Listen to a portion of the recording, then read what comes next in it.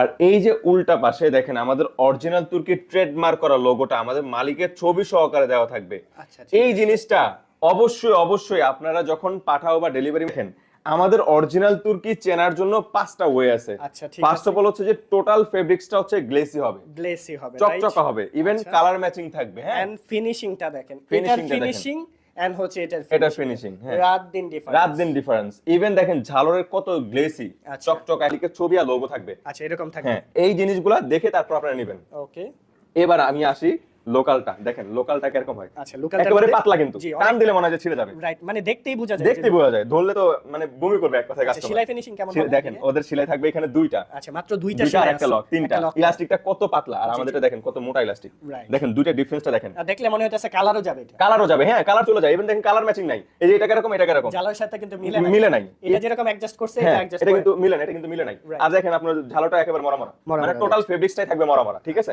মানে দেখলেই low quality. একদম লো কোয়ালিটি মনে হবে। তো অনেকে